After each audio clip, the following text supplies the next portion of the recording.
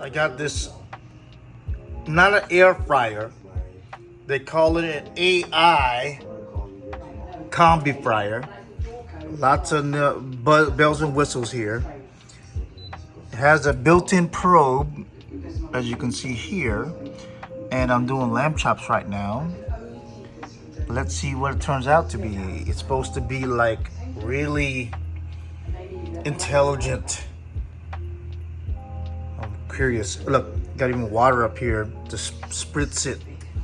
So definitely not an air fryer. So after calculating initially it was 23 minutes. Now it's 9 minutes. Now it's browning. And it looks good. I've been watching it. Look at that sizzle. Can you see that sizzle in the back there? Again, my first cook on the Dreo Combi fryer. I didn't even say that wrong, but man, it definitely has some intel in there. It's definitely doing what it has to do. Again, it calculated, it took about 5 minutes to calculate, 23 minutes after I put the probe in. And then less than 23 minutes, it's already in the browning mode. So it's adjusting to what is going on with the meat. Last minute. Like you said, 1 minute, but it's not.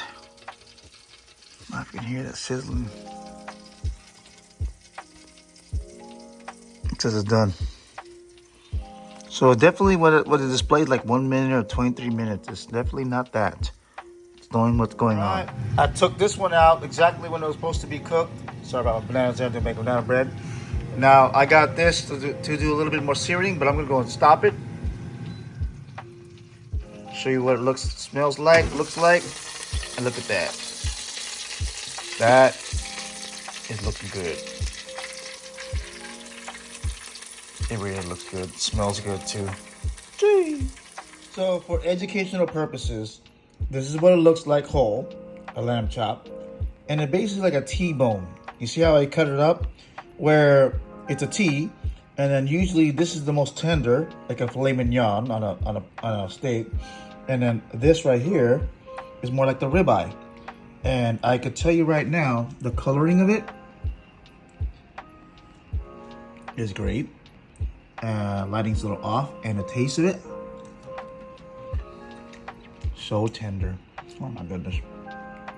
Getting a little bit messier now, but man, this right here, this fat that left on, it is so crunchy and tasty. Oh my goodness.